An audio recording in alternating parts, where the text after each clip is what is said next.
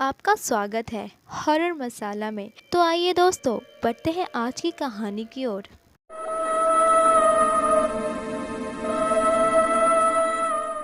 संदीप और अनु आज ही अपने नए घर में रहने को आए थे, पर अनु इस घर में शुरू से आना नहीं चाहती थी, क्योंकि उनका ये नया घर कब्रिस्तान के बिल्कुल पीछे था और उनके उस घर के आसपास कोई और घर भी नहीं था। इसलिए अनु बार बार संदीप को यह घर लेने से मना कर रही थी, पर संदीप का कहना यह था कि इस पूरे शहर में इससे सस्ते में इतना बड़ा घर कहीं नहीं मिलेगा। इसलिए संदीप अनु के बार बार मना करने के बाद भी इस घर को ले लेता है। आज का पूरा दिन संदीप और अनु को घर शिफ्ट करने और घर की साफ सफाई करने में ही चला गया।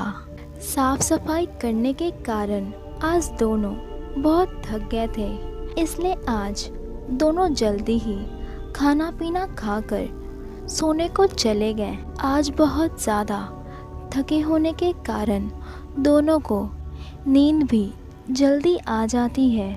अभी दोनों को सोते हुए लगभग 2 घंटे ही हुए होंगे कि तभी अनु की एक आवाज़ से नींद खुल जाती है। वो आवाज़ किसी के रोने की आवाज़ थी और उसी आवाज़ के कारण अनु की आँख खुली तो अनु ने तुरंत उठकर संदीप के तरफ देखा, पर संदीप तो सो रहा था।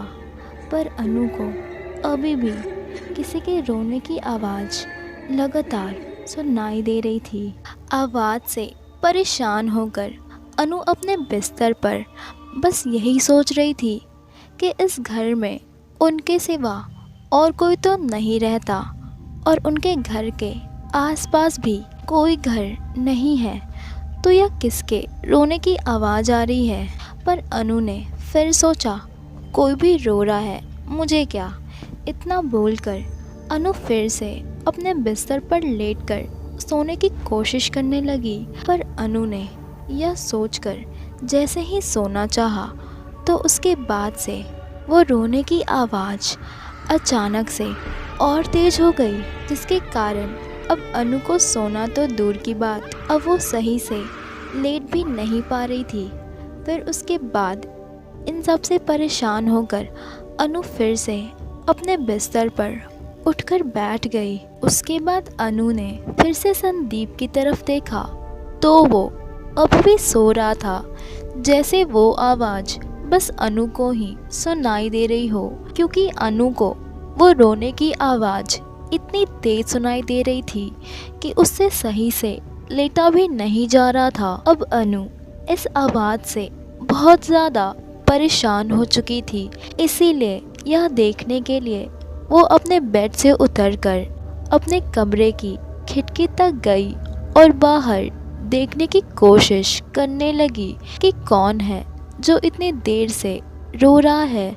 इतना बोलकर उसने जैसे ही बाहर अपने घर के गेट के पास देखा तो उसने देखा उसके घर के गेट के पास एक 25 या 30 साल की लड़की बैठी थी और शायद वही थी जो इतनी देर से रो रही थी। पहले तो अनु को यह देखकर बड़ा ही अजीब लगा, पर शायद बाद में उसने सोचा, क्या पता इस लड़की को मदद की ज़रूरत हो, इसीलिए तो इतनी देर रात को इतनी देर से बाहर अकेले बैठे रो रही है। फिर उसके बाद अनु जैसे ही उस लड़की की मदद करने के लिए बाहर जाने को मुड़ी तो उसने देखा संदीप अभी भी सो रहे थे। तो अनु ने भी संदीप को उठाना सही नहीं समझा और अकेले ही बाहर जाने लगी।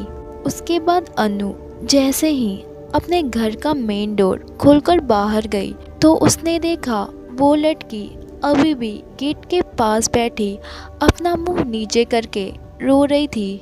उसके बाद अनु तुरंत उस लड़की के पास गई और उसके कंधे पर हाथ रखकर बोली, आप ठीक तो हैं? अनु के इतना बोलने के बाद उस लड़की ने धीरे धीरे अपना सर ऊपर करा और अनु की तरफ देखते हुए कहा, प्लीज़ मेरी मदद कर दो। अनु ने उस लड़की की बात सुनी और कहा, कौन है आप और बताओ मैं कैसे आपकी मदद कर सकती हूँ। अनु के इतना बोलने के बाद उस लड़की ने कहा, क्या आप मेरी मदद करोगी? फिर अनु ने कहा, हाँ बिल्कुल, क्या मदद चाहिए आपको? अनु के इतना बोलने के बाद वो लड़की अपनी जगह से उठी और अनु का हाथ अपने एक हाथ से पकड़ा और कहा, तो चलिए मेरे साथ।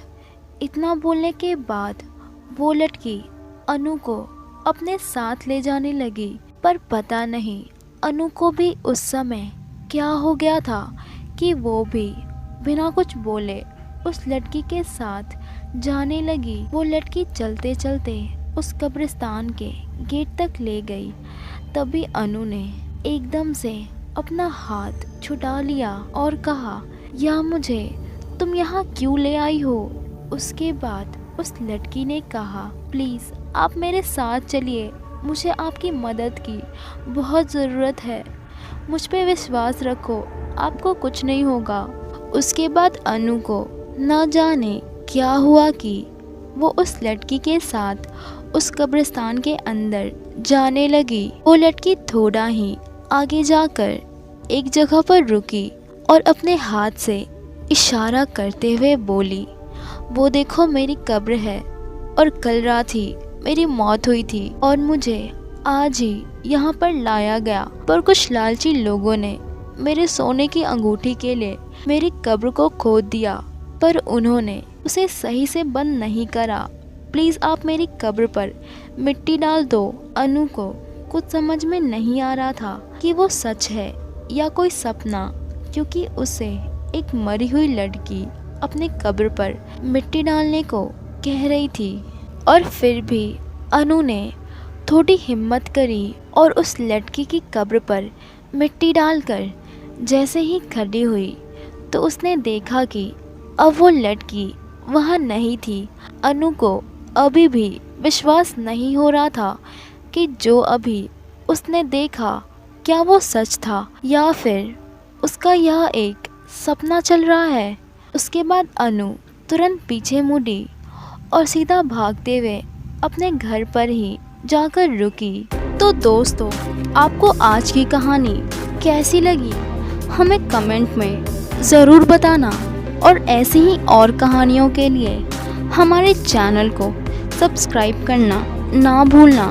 तो मिलते हैं एक और नई वीडियो के साथ में। धन्यवाद।